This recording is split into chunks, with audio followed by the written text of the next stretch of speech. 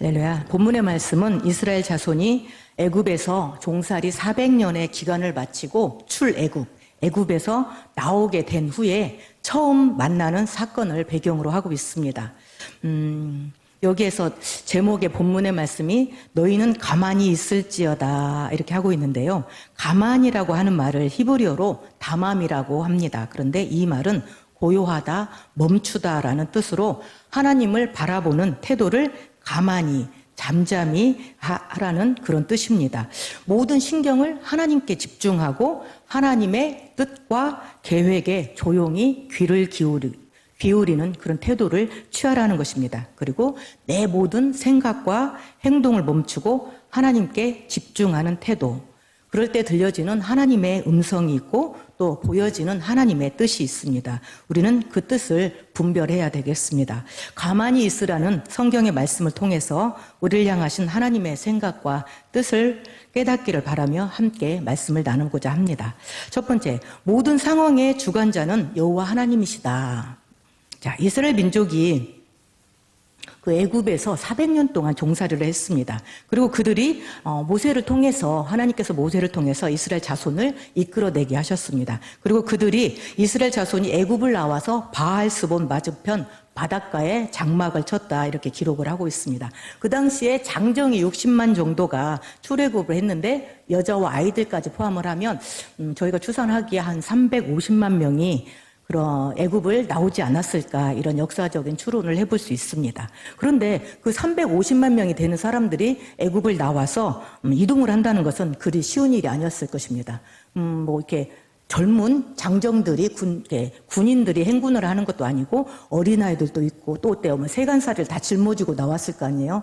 이렇게 귀중품도 짊어지고 어린아이들도 데리고 또 노약자들을 수레 같은 데 태우기도 하고 부축해서 이동을 했을 거기 때문에 굉장히 힘들고 더디고 어려운 그런 행군이었을 것입니다. 그런데 그들이 이제 지치고 지쳐서 지친 마음으로 피곤한 그런 마음으로 바닷가에 이르러서 잠시 쉬면서 장막을 치고 저녁을 보내기 위해서 장막을 쳤는데 여기에 나타나는 사건은 이 바로가 그들을 추격해서 다시 쫓아오는 그런 사건을 배경으로 하고 있습니다.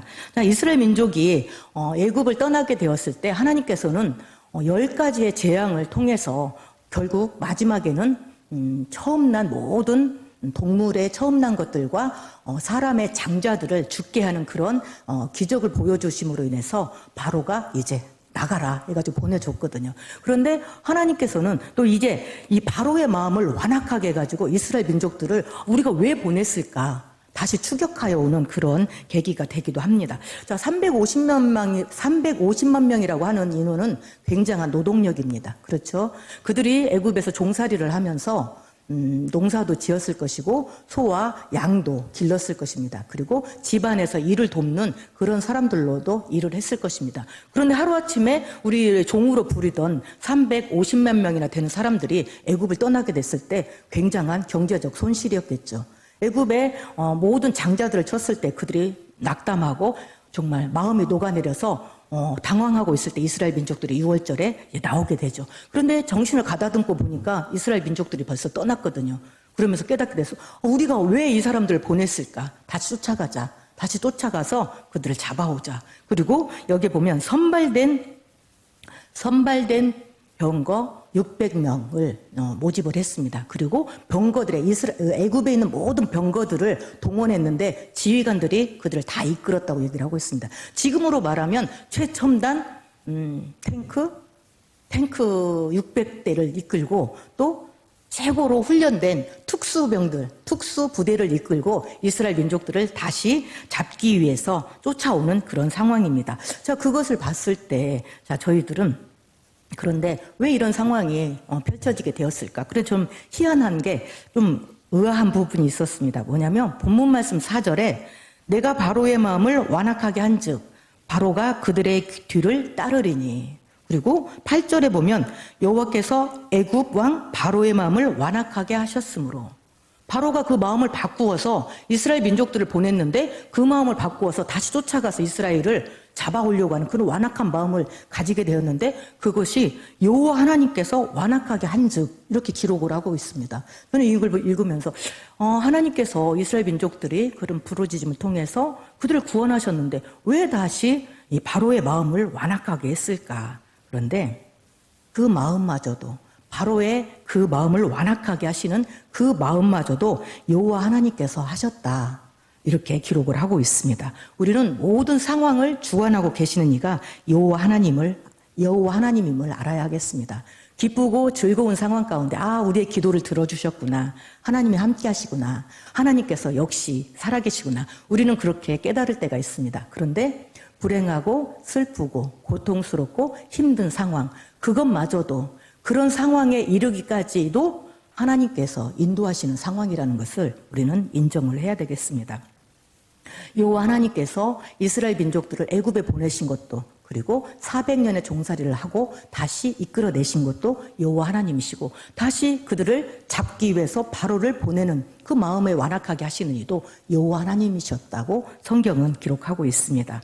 하나님께서는 그런데 그 뒷부분에 하나님께서 영광을 얻어 애굽 사람들이 여호와 하나님을 알게 하기 위해서다 이렇게 얘기를 하고 있습니다. 결국 우리의 어떤 상황 속에서도 또 우리의 나라나 우리의 전 세계 모든 상황을 주관하시고 인도하시는 분은 여호와 하나님이시라는 그런 전제로 우리는 이 말씀을 말씀을 접근해야 될 것 같습니다. 우리는 역사의 주관자 되시는 분이 하나님이심을 알고 그분의 영광을 위해서 모든 우리의 행동, 우리의 상황들을 주님 앞에 영광을 돌리는 그런 계기가 되는구나. 이걸 깨닫고 하나님 앞에 나아가시기를 바랍니다.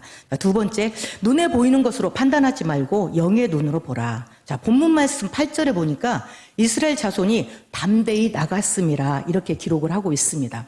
그들은 400년의 애굽에서의 종살이를 마치고 애굽을 나올 때 하나님의 역사하심과 애굽의 재앙에서 모든 처음 난 것의 죽음의 사건에서 그들을 분리해 내셨습니다. 그리고 그들을 보호하시는 것을 경험했습니다. 그리고 지도자 모세를 통해서 새로운 국가를 건설하리라는 아마 꿈과 희망에 부풀어 있었던 것 같습니다. 그래서 성경은 담대히 나갔다. 마음을 담대히 하고 그들이 이 출애굽을 했음을 알 수 있습니다. 그런데 바로가 병거를 동원하여 그들이 장막 진 곳에 추격해 오는 것을 보고 심히 두려워하기 시작했습니다. 그들은 심히 두려워하여 여호와 하나님께 부르짖기 시작했습니다.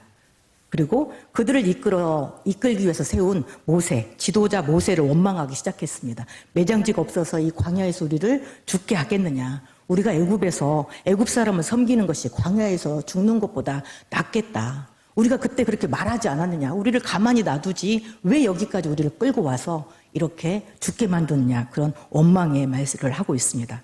우리는 눈앞에 보이는 현상대로 상황대로 판단하는 실수를 범하게 됩니다.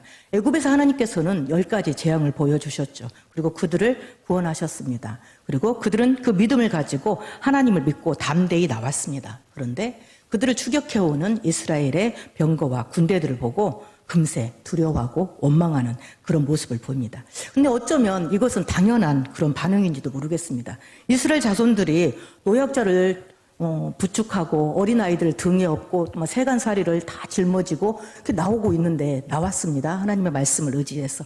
그런데 그들의 삶이 아까 말한 것처럼 그 광야를 거쳐오면서 얼마나 힘들고 지치고 피곤했겠습니까? 그리고 광야에서 먹은 것은 또 얼마나 있었겠습니까? 먹지도 못하고 쉬지도 못하고 그들이 바닷가에 이르러서 이제 잠시 쉬려고 장막을 쳤는데 최첨단 무기를 탑재한 그들이 쫓아오고 있는데 당연히 두려운 일이죠.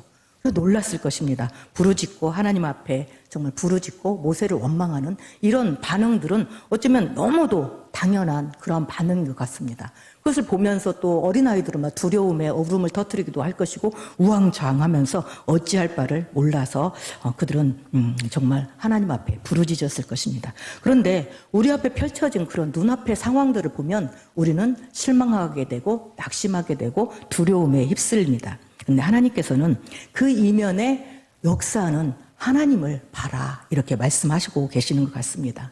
우리 눈앞에 있는 그런 힘들고 어려운 고난, 그런 것을 보지 말고 그 이면에 역사하시는 하나님을 바라봐라. 그리고 내가 함께한다. 이것을 하나님께서는 알게 해주고자 하시는 것 같습니다. 그리고 이것은 하나님과 하나님의 말씀을 온전히 신뢰하는 믿음이 있을 때 가능한 이야기입니다. 우리는 하나님을 믿음으로 우리의 모든 상황을 해석하고 분별해야 하겠습니다. 예레미야서 29장 11절 말씀을 한번 보겠습니다. 예레미야서 29장 11절 말씀에는 다 같이 읽도록 하겠습니다. 여호와의 말씀이니라. 너희를 향하신 나의 생각을 내가 아나니 평안이요 재앙이 아니니라. 너희에게 미래와 희망을 주려는 것이니라. 자, 하나님께서는 우리를 향해서 하나님의 생각을 말씀하고 계십니다. 그런데 그 생각이 평안이며 미래와 희망을 주시는 것이다. 이렇게 말하고 있습니다. 그들을 정말 애굽에서 이끌어내는 것이 광야에서 그들을 죽게 하기 위함이겠습니까? 아니죠. 그들을 살리려는 것이죠. 그리고 그들의 부르짖음과 그들의 고통 가운데서 그들을 이끌어내셔서 새로운 국가, 새로운 민족을 만들기 위한 하나님의 뜻이 있었다는 것입니다. 그런데 그들은 그 말을 누누이 들었을 것이고 하나님께서 보여주시는 그런 10가지 재앙들, 그런 이적들을 보고 그들의 마음을 담대함으로 나왔는데 또 눈앞에 닥치는 그런 어려운 현실들, 고난들, 환난들을 보고 금세 또 마음이 두려움에 휩싸이는 모습을 볼 수 있습니다. 인간은 그럴 수 있죠. 그런데 여러분들 하나님 앞에 믿음의 눈으로 담대함을 가지시기를 바랍니다. 하나님께서는 우리를 구원하여 주신 구원자가 되시며 우리를 향하신 하나님의 뜻은 평안이며 미래와 또 소망을, 희망을 주시기 위한 분이시다. 이렇게 말씀을 하고 계십니다. 우리가 하나님을 믿고 신뢰하는 영적인 눈으로 모든 상황을 분별하시기를 바랍니다. 세 번째, 하나님께 순종하고 그분의 일하심을 기대하라. 자, 하나님은 참 묘하신 분이죠. 이해하기가 힘든 분입니다. 애굽의 바로 왕이 선발된 병거 600대와 애굽의 모든 지휘관들이 이끄는 병거들을 이끌고 쫓아왔습니다. 이곳은 아까도 말씀드린 것처럼 최첨단 탱크를 이끌고 탱크 600대와 기타 무기들을 이끌고 그들을 막 쫓아오는 그런 상황들을 우리가 한번 생각해 볼 수 있습니다. 추격대가 쫓아오고 있고 우리는 지금 앞에는 홍해 바다가 가로막고 있어 앞으로 나갈 수도 없고 도망갈 수도 없어요. 이스라엘 민족들, 이스라엘 자손들이 선택할 것은 경우의 수는 그리 많지가 않은 것 같습니다. 여러분 같으면 어떤 선택을 하시겠습니까? 자, 가지고 온 추격대가 쫓아오니까 가지고 온 수레나 세간사리들 막 이렇게 쌓아가지고 방어막을 구축해야 되지 않겠습니까? 방어막을 구축할 것 같아요. 전쟁 준비를 해야죠. 그런데 이들이 노예로서 종살이했던 사람들이에요. 그들에게 무기가 있었을까요? 무기도 없었을까요? 그런데 적이 쫓아오니까 어때요? 농기구라도 아니면 막대기라도 지팡이라도 들고 싸울 준비를 해야 될 것 같습니다. 그리고 장정들 소집해가지고 빨리 애굽 군대가 쫓아오니까 싸울 수 있는 사람들은 다 빨리 여기 다 모여라. 이런 그런 군대 소집령을 내리지 않았을까요? 그리고 또 한 가지 더 있다면 도망가자 차라리. 근데 도망갈 데도 없어요. 앞에는 홍해 바다가 가로막고 있기 때문에. 그래도 바닷가 한쪽은 열려 있으니까 저쪽에서 애굽 군대가 쫓아오면 이쪽으로 막 도망을 갈 수도 있었을 것입니다. 그런데 도망을 간다는 것도 그리 쉬운 일이 아니죠. 350만 명이 되는 사람들이. 그래도 장정들은 막 달리기를 해서 도망갈 수도 있겠지만 어린아이들과 부녀들과 노약자들은 어떡합니까? 다 잡혀가겠죠. 그리고 세 번째 선택지가 하나 있습니다. 뭐냐면 항복하고 그냥 원래 원점으로 환희하는 거, 종살이로 돌아가는 것입니다. 제가 생각하기에는 전쟁을 준비하는 것과 도망가는 것, 그리고 세 번째 그냥 항복하고 원점으로 돌아가서 종살이로 다시 돌아가는 것, 이 세 가지 선택지가 있었지 않았을까 생각을 합니다. 그리고 하나님의 입장에서 제가 하나님이시라면 이런 일이 있었습니까? 지금 모세를 빨리 불러들여서 지도자 모세를 통해서 작전 회의를 해야 되지 않겠습니까? 아까 그런 것처럼 우리가 어떻게 할까? 빨리 장정들을 모으고 군대를 조성하고 방어막을 치자.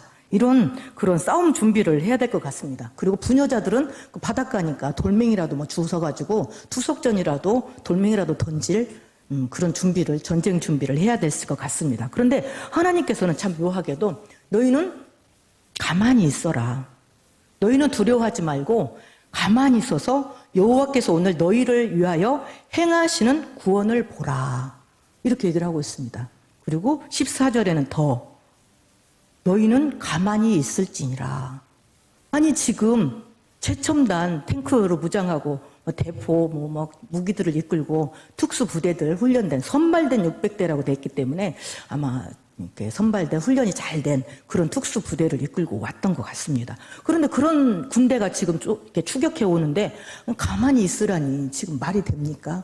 막 두려워가지고 우리를 어떻게 지금 여기까지 와가지고 다 죽게 생겼다. 차라리 돌아가서 종살이를 하자. 이런 막 그 두려움이 쌓이고 있는 상황에서 가만히 있으라. 말이 안 되죠. 가만히 있을 수 있습니까? 이성적으로는 이해할 수 없고 동의할 수 없는 그런 부분입니다. 사실 이런 상황 속에서 이스라엘 민족들은 세 번째 원점으로 회귀해서 그냥 애굽의 종살이, 애굽 사람들을 섬기며 사는 것이 좋겠다. 이런 선택을 할 수도 했었던 것 같아요. 이 모세에게 말을 하는 거 보면. 그런데 하나님의 뜻은 그게 아니었다는 것입니다. 너희는 가만히 서서 보라. 그리고 가만히 있어라. 이렇게 말씀을 하십니다. 저는 이 부분을 묵상하면서 하나님께서는 무슨 말씀을 하고 계실까? 이런 상황에서, 이 위급한 상황에서 절체절명의 정말 위급한 상황 속에서 하나님께서는 가만히 있어라. 가만히 서서 그냥 바라봐라. 그리고 가만히 있어라. 이렇게 말씀을 하신다는 것입니다. 이 부분을 묵상하면서 하나님께서는 순종을 가르치고 계시는구나. 저는 그렇게 생각을 했습니다. 우리는 그런 상황 속에서 사람들은 즉시 행동을 취합니다. 왜냐하면 본능적으로 내 생명을 보호해야 되고 내게 속한 것들을 보호해야 되기 때문에 본능적으로 행동이 앞서게 되어 있습니다. 그럼 막 무기를 들겠죠. 지팡이나 막대기라도 막 들고 싸우려고 한다든가 아니면 내 생명을 살리기 위해서 도망치는 그런 길을 택할 것입니다. 그런데 하나님께서는 가만히 있어라. 이것은 그 말을 하나님을 신뢰할 때만이 그 말이 받아들여질 수 있다는 것입니다. 하나님께서 가만히 있어라. 그런데 그 말을 나는 신뢰할 수 없어. 그렇다면 절대 순종할 수도 없습니다. 지금 무슨 말씀을 하십니까? 가만히 있으라니요. 저기 지금 저렇게 특공대가 탱크를 몰고 오는데 가만히 있으라니요. 뭐라도 해야 되지 않습니까? 아마 이렇게 우리는 반문을 했을 것입니다. 하나님께서는 가만히 있어라. 가만히 서서 봐라. 내가 너희를 구원하는, 내가 너희를 위해서 행하시는 구원을 봐라. 그냥 바라보라는 것이에요. 가만히 서서. 그리고 너희는 가만히 있을지니라.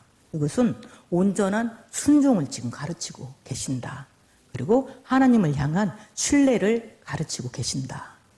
저는 그렇게 생각을 했습니다. 이 말씀을 굉장히 묵상을 하면서 우리 생활 속에서 순종, 이 순종이 얼마만큼 중요한 것인지. 군인들은 이렇게 훈련을 받잖아요. 훈련을 받아서 앞으로 전진하면 명령이 떨어지면 순종하고 그 말에 순종해서 앞으로 나가거든요. 군대에서 가장 먼저 가르치는 것이 저는 순종이라고 생각을 합니다. 마찬가지예요. 하나님께서 이끌어내는 이스라엘 이 자손들 350만 명이나 되는 이 사람들에게 가르치고자 하셨던 것은 하나님의 말씀에 순종하는 것. 그것을 가르치셨다. 저는 그렇게 묵상을 했습니다. 그리고 하나님께서는 너희가 내게 순종하고 나의 말을 신뢰한다면 내가 너희를 위하여 행하는 구원을 보게 될 것이다. 가만히 서서 그것을 바라봐라. 이렇게 말씀을 하셨습니다. 그리고 본문에 보면 모세를 통해서 이제 그 홍해 바다를 갈라지게 하는 그런 역사를 이루십니다. 그리고 우리가 본문 말씀을 보면 16절에 그들이 바다 한가운데서 마른 땅으로 바다를 통과했다는 것을 우리가 볼 수 있습니다.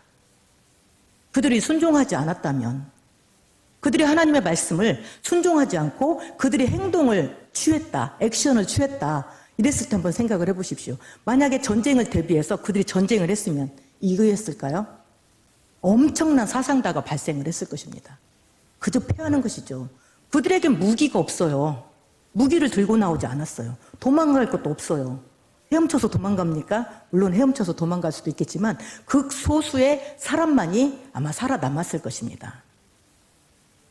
그리고 그렇지 않으면 그냥 다시 다 잡혀가는 그런 선택지밖에 없었는데 하나님께서는 그걸 순종하게 하시고 그 말을 신뢰하게 가르치셨고 그 다음에 그들이 순종하고 그 말씀을 신뢰하고 있었을 때 하나님께서는 모세를 통해서 바닷물을 갈라지게 하는 그런 역사를 이루셨다는 것입니다. 전쟁은 하나님 앞에 속한 것입니다. 우리 앞에 속한 것이 아니라는 것을 하나님은 가르쳐주고 계십니다. 다윗과 골리앗의 싸움에서 우리가 많이 인용하고 있는 다윗과 골리앗의 싸움, 정말 우리가 당하기에는 우리의 이성으로, 우리의 힘으로, 우리의 능으로 할 수 없는 상대를 맞이해서 싸울 때에도 하나님께서는 역대기하 20장 15절에 말씀을 한번 띄워주십시오. 다 같이 읽겠습니다. 아하시엘이 이르되 온 유다와 예루살렘 주민과 여호사밧 왕이여 들을지어다. 여호와께서 이같이 너희에게 말씀하시기를 너희는 이 큰 무리로 말미암아 두려워하거나 놀라지 말라. 이 전쟁은 너희에게 속한 것이 아니요 하나님께 속한 것이니라. 자, 하나님께서는 큰 무리를 바라보고 있는, 두려워하고 있는 이스라엘에게 똑같은 말씀을 이때 내주고 계십니다. 전쟁은 너희에게 속한 것이 아니요 하나님께 속한 것이다. 이렇게 말씀을 해주시고 계십니다. 결국 하나님께서는 모세의 지팡이를 통해서 바다를 내밀어 그것을 갈라지게 했습니다. 이 또한 우리는 우리의 이성으로는 절대 이해할 수 없는 일입니다. 그런데 하나님께서는 그들이 순종하고 하나님의 말씀을 신뢰하고 가만히 있었어요. 가만히 서 있었습니다. 그럴 때 하나님의 그 놀라운 구원의 역사를 보게 하셨다는 것입니다. 그리고 시편 46장 10절 한번 보시겠습니다. 다 같이 읽도록 하겠습니다. 이르시기를 너희는 가만히 있어 내가 하나님됨을 알지어다. 내가 문 나라 중에서 높임을 받으리라. 내가 세계 중에서 높임을 받으리라 하시도다. 아멘. 그들의 바다 가운데 하나님께서 길을 내시고 그 바다 가운데서 마른 땅으로 지나게 하셨던 것처럼 우리 인생에 정말 하나님께서는 그 우리를 가로막고 있는 바다를 갈라지게 하실 것입니다. 우리를 가로막고 있는 모든 문제가 주님 앞에서 해결되게 될 것입니다. 그리고 우리를 가로막고 있는 질병, 고통들, 환난들이 하나님 앞에서 해결받게 될 것입니다. 하나님의 말씀을 믿고 온전히 믿고 신뢰하며 나갈 때 우리는 하나님께서 일하심을 보게 될 것입니다. 여러분들이 모든 상황의 주관자 되시는 분이 여호와 하나님이시라는 걸 알고 영광 돌리시기를 바랍니다. 바로의 마음을 완악하게 했던 것도 하나님께서는 애굽 사람들로 하여 내가 여호와 하나님이심을 알게 하겠다. 그리고 영광을 위해서 그들의 마음을 완악하게 하겠다. 이렇게 말씀을 하고 계셨던 것처럼 우리가 우리의 상황 가운데서 우리의 인생 가운데서 닥치는 모든 어려움들과 환난과 장애물 또한 하나님의 역사를 보게 하시기 위한 것이다. 우리는 그런 영적인 눈으로 바라보시기를 바랍니다. 그리고 순종하고 신뢰함으로 주님 앞에 하나님의 일하심을 바라보며 앞으로 나아가시기를 바랍니다. 이스라엘 민족들이 바다를 갈라졌을 때 저는 그 모습을 여러분들이 많은 만화 영화를 통해서도 보셨을 것이고 이렇게 영화를 통해서도 보셨을 것입니다. 얼마나 신비롭습니까? 벽에 다 바닷물이 있고 물고기들이 아마 다니지 않았겠습니까? 그들은 그 사는 날 동안에 그 광경을 잊을 수 없었을 것입니다. 하나님의 그 놀라운 역사를 그들이 그 눈으로 보게 되었다는 것입니다. 그들이 한 것은 아무것도 없어요. 가만히 있었습니다. 하나님 앞에 순종함으로 하나님을 신뢰하심으로 여러분들 앞에 있는 모든 문제를 헤쳐 나아가시기를 바랍니다. 하나님께서 함께 하시고 하나님께서 일하심을 믿으시기를 바랍니다. 기도하시겠습니다.